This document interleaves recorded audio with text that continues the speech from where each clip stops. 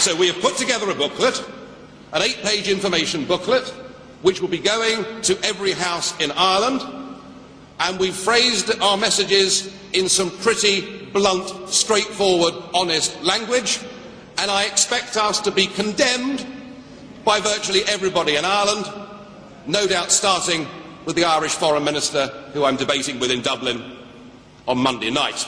So I think our role over there is important, and I think our engagement with other Eurosceptic groups is important, because I think that when the French and the Dutch and the Irish vote no in referendums, it makes the UKIP case in this country even more credible. You know, it's not just us feeling like this, it's the peoples of Europe feeling like this. The real battle that is going on here is the battle between the people and the professional political class across an entire continent.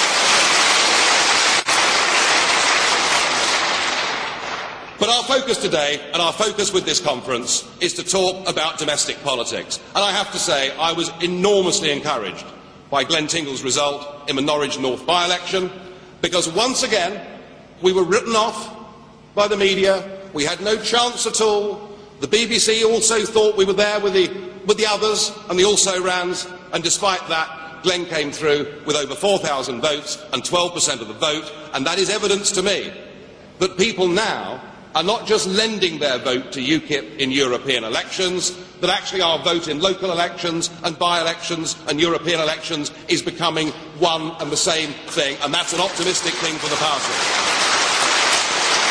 So my message to the media, my message to the broadcasters, who every time there's an election don't think we're going to do very well, my message to all of them is perfectly clear. You can try to ignore us if you want to, but we're not going away.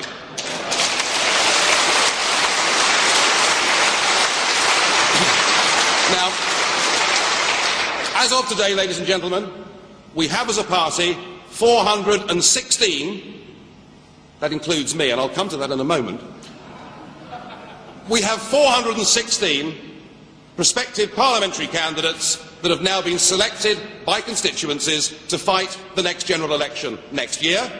That is miles ahead of anywhere that UKIP has ever been in the past, and we are committed to making that 500 selected PPCs by the end of this month. So we're putting together a serious general election campaign. It'll be the biggest national campaign that this party has ever fought.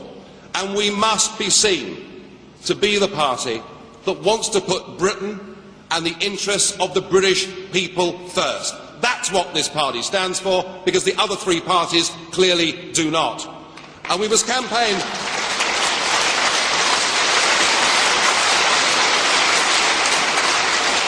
Of course we must campaign. You know, they'll say we're single issue, but my goodness me, when 75% plus of our laws are being made somewhere else, it's some single issue, isn't it?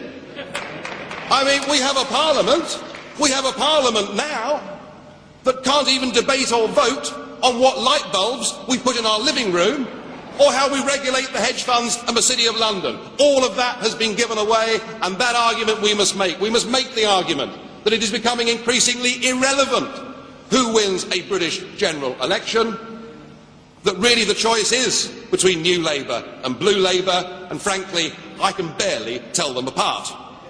And we've got to fight. We must fight on this key issue of immigration. I'm very proud of the fact that if we weren't here making the respectable, non-racist case for Britain controlling who comes to live, work and settle in this country, if we weren't doing that, I suspect the BNP would be very much stronger than they are, and we should be proud of that.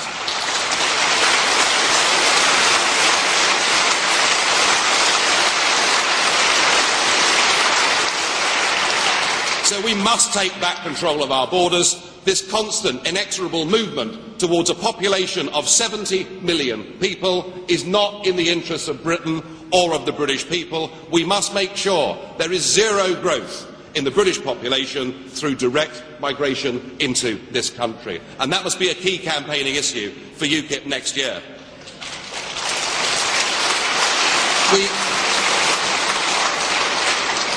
I also feel, and David Campbell-Bannerman this morning has touched on our philosophy in many of the areas we're going to campaign on, but I do feel strongly that this whole area of defence and the way that we treat our armed services is now absolutely vital. You know, our defence budget is dribbling away.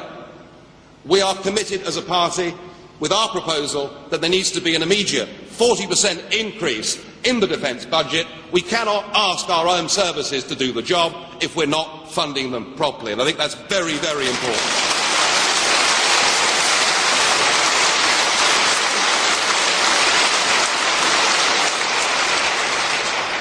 And I'm worried too about what we're involved with here in Afghanistan, because nobody has been able to explain to me what the clear military objective is. And I was deeply worried when General Richards, who's now become the top soldier, when Richards just a few weeks ago said that he thought we might be there for up to 40 years.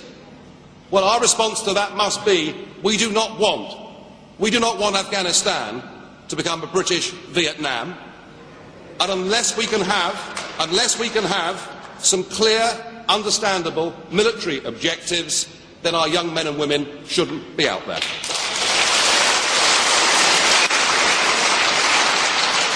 And we have to give a message of hope and optimism and potential aspiration to millions of downtrodden people in this country today. You know, I've seen it in my own family. We now have a benefits and taxation system that forces people to stay on benefit because there's no incentive for them to go out to work. We need a radical change in the tax system. We must up the level at which people start paying tax to the equivalent of a working week on the minimum wage. Let's give people incentives to get off benefit and get back to work.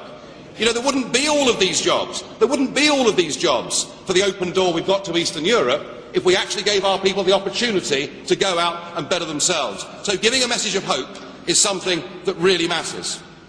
Now, I feel that our manifesto will appeal to people from right across the political spectrum. And traditionally people have said, well, of course, all the UKIP vote comes from the Tories. It's just not true, is it? It's just not true. It may have been always the biggest part of our vote, but I saw, certainly in Norwich, going around that constituency, I think we've got huge potential at this next election with a Labour vote as well. They feel utterly betrayed by the party that they thought was there to stand for ordinary British working people. So, you know, we're not a right-wing party, we're not a left-wing party, we are a party that is at the centre ground of public opinion in this country, and that is how we must fight this election campaign next year.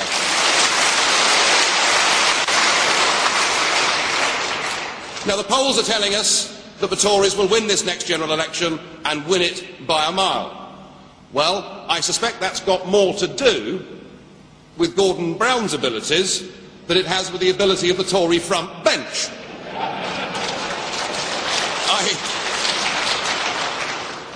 But I think we should just remember that this Irish referendum that is coming up on October the 2nd could play a big role in our next general election, and it could be the thing that gets the European debate, even though the other parties would rather that it was buried, would rather it wasn't discussed. It may well put the European question back at centre stage in British politics. And we know that we can't trust Labour on this question. We know that we can't trust the Liberal Democrats. We know they've broken their promises already of supporting referendums for us when the vote comes in the House of Commons. The question is, can we trust the Tory party? Well, I think I may agree, actually, Conference, with that. Can we trust the Tory party? And what are they prepared to offer? Because there are millions of people out there who are as Eurosceptic as every one of you in this room, that are continuing to go out and vote Conservative. And I think that to prove himself, what David Cameron would have to say would need to go further than the Lisbon Treaty, whether the Irish vote yes or vote no on October the 2nd. You know, if David Cameron said that within a year of winning office, he would give the British people a free and a fair referendum on their future, whether they stay within a political union or whether they leave a political union, if David Cameron was genuinely Eurosceptic, if he really believed that the British people should have the opportunity to express their own view, that is what he would do. And in those circumstances, we would have to put country before party, and we would have to say to the Conservatives, look, provided you give us a few seats so that we can get a UKIP voice in Westminster, we will help you to win that general election and to give the British people what they deserve. It would be the common sense thing for UKIP to do. We must always, if we get the choice, put country before party. It's very important.